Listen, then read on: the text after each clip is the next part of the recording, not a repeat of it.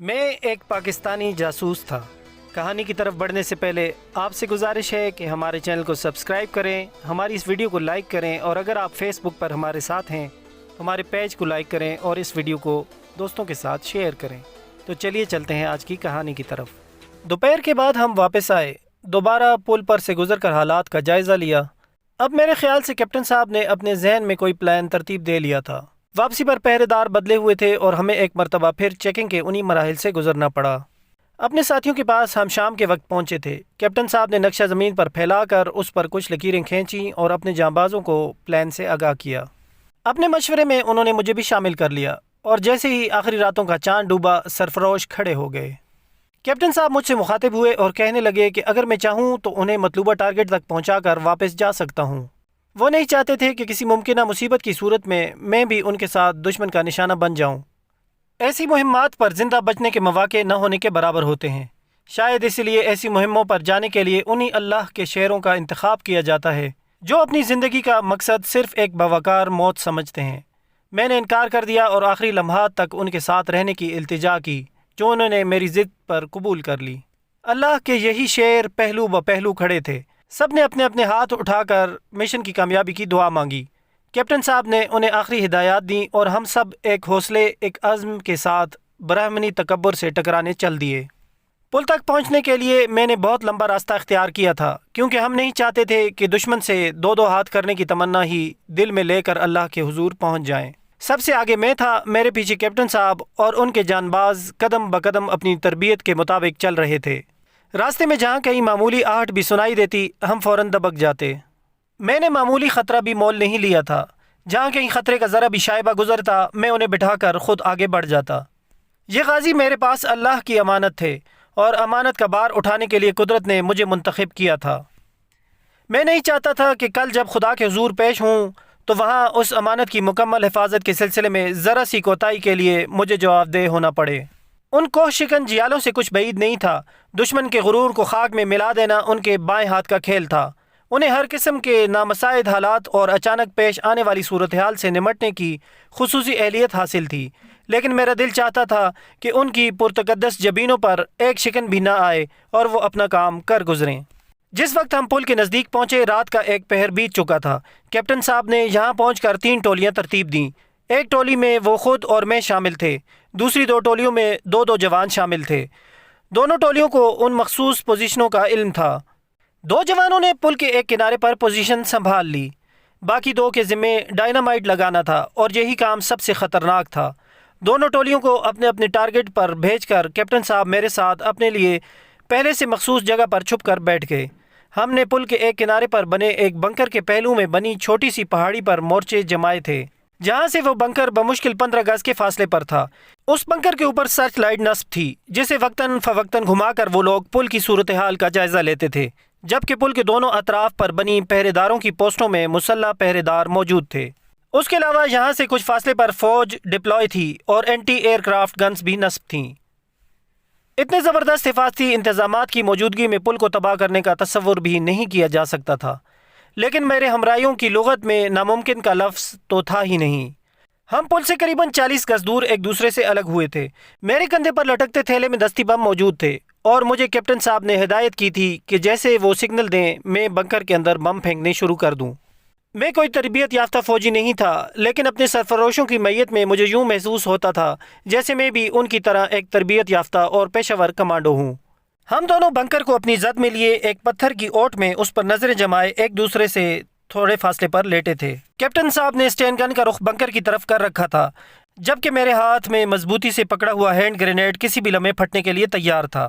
مجھے کیپٹن صاحب کی حالت کا تو علم نہیں، میرے دل کی دھڑکنیں البتہ بے قابو ہوئی جاتی تھیں، لیکن میں خوف زدہ ہرگز نہیں تھا، البتہ کچھ نہ کچھ فوراً کر گزرنے کے لیے بے تاب ضرور تھا۔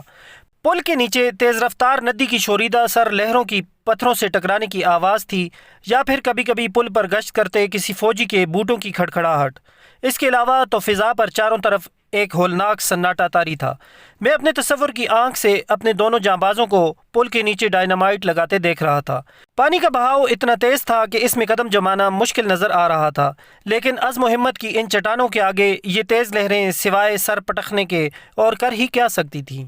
کیپٹن صاحب نے 2-3 مرتبہ بے چینی سے اپنے بازو پر بندی گھڑی کی طرف دیکھا، پھر میں نے ان کے چہرے پر تشویش کے آثار ابھرتے دیکھے۔ شاید اب تک ہمارے ساتھیوں کو اپنا کام مکمل کر لینا چاہیے تھا، لیکن اب ہمارے چاروں اطراف وہی ہولناک سناٹا تھا، یا پھر ندی کی شوریدہ سر لہریں اور پل پر گشت کرتے پہرے داروں کے پاؤں کی دھمک۔ اچانک مجھے اپنا سانس سینے میں اٹکتا محسوس ہوا، کیونکہ سرچ لائٹ روشن ہو چکی تھی اور اس کی تیز شعاؤں نے پل کا احاطہ کر لیا تھا۔ اس کے ساتھ ہی میں نے گردن موڑی، اب سارا منظر میری آنکھوں کے سامنے تھا۔ پل کے ایک کونے سے میں نے اپنے ایک ساتھی کو چھلانگ لگا کر جھاڑیوں میں گرتے دیکھا۔ شاید وہ سرچ لائٹ کی رینج میں آنے سے بچ رہا تھا، لیکن اب وہ بھارتی بھیڑیوں کو دکھائی دے چکا تھا۔ پھر 3 باتیں یکلخت وقوع پذیر ہوئیں۔ بنکر کے ایک کنارے پر لگی لائٹ، مشین گن نے اپنا جبڑا کھولا اور سرخ انگاروں کی ایک لکیر اس مجاہد کے تعاقب میں لپکی۔ کیپٹن صاحب کی اسٹین گن نے شعلے اگلے اور سرچ لائٹ بجھ گئی۔ انہوں نے سرچ لائٹ کو ہی نشانہ بنایا تھا۔ اس کے ساتھ ہی میرے ہاتھ میں مضبوطی سے پکڑا ہینڈ گرینیڈ اچھلا اور بنکر میں جا گرا۔ پھر تو جیسے مجھ پر دیوانگی طاری ہو گئی۔ میں نے شاید 1-1.5 منٹ میں ہی 4-5 گرینیڈ یکے بعد دیگرے اس طرف اچھال دیے۔ اسی اثناء میں پل کے دوسرے کنارے پر مورچہ زن ہمارے ساتھیوں نے راکٹ لانچر سے حفاظتی چوکی پر آگ برسانی شروع کر دی تھی۔ اگلے ہی لمحے کیپٹن صاحب کی مضبوط گرفت نے مجھے گرنے سے بچا لیا، کیونکہ کانوں کے پردے پھاڑ دینے والی دھماکے کی زوردار آواز گونجی تھی اور پل کے پرخچے اڑ گئے۔ میرے حواس بے قابو ہوئے جاتے تھے۔ مجھے صرف ایک بات کا احساس رہ گیا تھا کہ کیپٹن صاحب نے میرا بازو مضبوطی سے تھام رکھا تھا اور مختلف ٹیلوں کی اوٹ لیتے ہوئے ہم اپنے مخصوص پوائنٹ کی طرف بھاگے چلے جا رہے تھے۔ جب حواس بحال ہوئے تو ہم دونوں پل کے نزدیک ہی ایک محفوظ جگہ کھڑے تھے۔ کیپٹن صاحب کی نظریں اپنی گھڑی کی سوئیوں پر جمی تھیں اور پل کی جگہ خس و خاشاک کا ایک ڈھیر ندی میں بہہ رہا تھا۔ کچھ فاصلے پر بنے بھارتی فوج کے مورچوں سے دیوانوار فائرنگ کی جا رہی تھی، لیکن کس پر، اس کا علم شاید ہماری طرح انہیں بھی نہیں تھا۔ ابھی ہمیں کھڑے 2 منٹ ہی گزرے تھے کہ 2 سائے اپنی سمت رینگتے دکھائی دیے۔ قریب آنے پر یہ اپنے ہی ساتھی نکلے جو راکٹ لانچرز کے ساتھ پل کے دوسرے کنارے پر موجود تھے۔ یہی جگہ ملاپ کے لیے طے ہوئی تھی اور ہم نے یہاں ایک طے شدہ وقت تک ایک دوسرے کا انتظار کرنا تھا۔ مقررہ وقت اب ہوا ہی چاہتا تھا اور میرا دل بیٹھنے لگا تھا۔ ابھی تک میرے 2 جانباز نہیں پلٹے تھے۔ کیپٹن کے گرد ان کے دونوں ساتھی مستعد کھڑے تھے۔ پھر میں نے کیپٹن کے چہرے پر جلال کی ایک جھلک دیکھی اور انہوں نے گھڑی کی بجائے اپنی نظریں ہم پر گاڑ دیں۔ شاید انتظار کا مقررہ وقت ختم ہو چلا تھا اور اس سے قبل کہ ہمیں روانگی کا حکم دیں، ہم نے ایک سائے کو قریباً زمین پر گھسٹتے ہوئے اپنی جانب بڑھتے دیکھا۔ ہم فوراً پوزیشن میں آ گئے، لیکن قریب آنے پر یہ ہمارا وہ ساتھی نکلا جس کے ذمے پل کو اڑانے کا مشن تھا۔ ہمارے قریب پہنچ کر وہ بمشکل اٹھ کر کھڑا ہوا۔ اس کی وردی خون میں بھیگ رہی تھی۔ اس نے کیپٹن کو سیلیوٹ کیا اور کہا، سر، حوالدار صاحب شہید ہو گئے۔ اس کے ساتھ ہی اس نے حوالدار کی وردی کے نشانات اور ان کی اسٹین گن گلے سے اتار کر کیپٹن صاحب کی طرف بڑھا دی۔ میرا کلیجہ کٹ کر رہ گیا تھا اور آنکھیں چھلک پڑیں۔ کیپٹن اور ان کے ساتھیوں نے بڑے تحمل سے اس خبر کو سنا۔ ان کے منہ سے انا للہ و انا الیہ راجعون نکلا۔ سب نے باری باری شہید کی گن کا بوسہ دیا۔ ان کے آہنی سینوں میں ہوک ضرور اٹھی، لیکن سب نے اندر ہی اس کا گلا گھونٹ دیا۔ جبکہ میں فوجی نہیں تھا، اس لیے میرے تو ضبط کے سارے بندھن ٹوٹ گئے۔ کیپٹن نے بڑے احترام سے شہید کے نشانات اپنی جیب میں ڈالے اور جھک کر اپنے زخمی ساتھی کی طرف متوجہ ہو گئے، جس میں اب اٹھنے کی سکت بھی باقی نہیں رہ گئی تھی۔ اس کے سینے پر گہرا گھاؤ نظر آ رہا تھا۔ تینوں غازیوں نے اپنی فیلڈ پٹیاں اس کے سینے پر باندھ دیں۔ یہ ایثار کا عظیم مظاہرہ تھا، ورنہ میدان کارزار میں ایک فوجی کے لیے اس کی ایمرجنسی پٹی کی کیا اہمیت ہے، اس سے باخبر لوگ بخوبی آگاہ ہیں۔ اس اثناء میں ہمارے ساتھیوں نے ہنگامی اسٹریچر ترتیب دے لیا تھا۔ انہوں نے اپنے زخمی ساتھی کو اس پر لٹایا اور ہم اپنی سرحدوں کو چل دیے۔ مجھے اس علاقے کے متعلق کافی واقفیت حاصل ہو چکی تھی اور ایک ماہر گائیڈ کی طرح میں ان کے آگے آگے چل رہا تھا۔ راستے میں تینوں مجاہد باری باری اسٹریچر پر ڈیوٹی دیتے رہے۔ ہمارے ساتھی پر نیم بے ہوشی کی کیفیت طاری تھی۔ جب اس کی حالت بگڑنے لگتی، کوئی جوان اپنی پانی کی بوتل سے 2 گھونٹ اسے پلا دیتا۔ اس کے علاوہ ہم اور کر ہی کیا سکتے تھے۔ واپسی کا سفر کچھ کم خطرناک نہیں تھا۔ کمانڈوز اپنا مشن پورا کر کے واپس جا رہے تھے اور یہاں چپے چپے پر پھیلی ہوئی بھارتی افواج کو اس بات کا سگنل مل چکا تھا کہ اس علاقے میں پاکستانی کمانڈوز موجود ہیں، اور اب وہ شکاری کتوں کی طرح ان کی بو سونگھتے پھرتے تھے۔ میرا اختیار کردہ راستہ لمبا اور پیچیدہ ضرور تھا، لیکن میرا دل گواہی دے رہا تھا کہ وہ محفوظ ہے۔ اس اثناء میں 2-3 مرتبہ میں بھی اپنے دل کے ہاتھوں مجبور ہو کر اپنے زخمی ساتھی کی عیادت کر چکا تھا۔ ایک مرتبہ تو میں نے اسے بڑبڑاہٹ میں کچھ قرآنی آیات تلاوت کرتے دیکھا۔ اور دوسری دفعہ اس نے مسکرا کر میری طرف دیکھنے پر ہی اکتفا کیا تھا۔ قریباً 2 گھنٹے تک مختلف نوعیت کے خطرناک مراحل سے گزر کر ہم اب وائٹ لائن کے نزدیک پہنچ گئے تھے۔ سرحدی لکیر پر پہنچ کر میں رک گیا، ساتھی بھی نزدیک آ گئے۔ میں نے بے قراری سے آگے بڑھ کر ایک بار پھر اپنے زخمی مجاہد کو دیکھنا چاہا۔ پاکستان آ گیا؟ اس نے مجھے دیکھتے ہی ذرا سی گردن اٹھا کر پوچھا۔ میں نے صرف اپنا سر ہلا کر ہاں کہا۔ جواب میں اس کی گردن ڈھلک گئی۔ میں اور کیپٹن صاحب ایک ساتھ ہی بے چینی سے اس پر جھکے تھے۔ وہ بہت دھیمی آواز میں کلمہ شہادت کا ورد کر رہا تھا۔ کیپٹن صاحب نے اسے آہستہ سے پکارا، لیکن شہید تو جیسے اپنی سرزمین ہی کا منتظر تھا۔ جیسے ہی وہ اپنی دھرتی پر پہنچا، اس نے اپنی جان آفرین کو سونپ دی تھی۔ میں نے شدت غم سے بے قابو ہوتے ہوئے اپنا ہاتھ منہ میں لے لیا تاکہ اپنی سسکیوں کو ضبط کر سکوں۔ کیپٹن صاحب نے جھک کر اپنے جیالے کی پیشانی کو بوسہ دیا اور اپنا منہ دوسری طرف پھیر لیا۔ شاید وہ اپنی جذباتی کیفیت کا اظہار مجھ پر نہیں کرنا چاہتے تھے، یا پھر فوجی زبان میں یوں کہہ لیجئے کہ وہ اپنی کسی کمزوری کا مظاہرہ نہیں کرنا چاہتے تھے۔ اس اثناء میں دونوں جوان سٹریچر تھامے پتھر کے بت بنے گمسم کھڑے تھے۔ وقت کی نزاکت کا احساس کرتے ہوئے کیپٹن صاحب نے مجھے سینے سے لگا کر میری پیٹھ پر تھپکی دی۔ شکریہ دوست، خدا حافظ کہہ کر وہ اپنی سرحدوں کو چل دیے۔ وہ بچے کھچے ساتھی مادر وطن کی آغوش میں آسودگی حاصل کرنے کے لیے آہستہ آہستہ چلے جا رہے تھے۔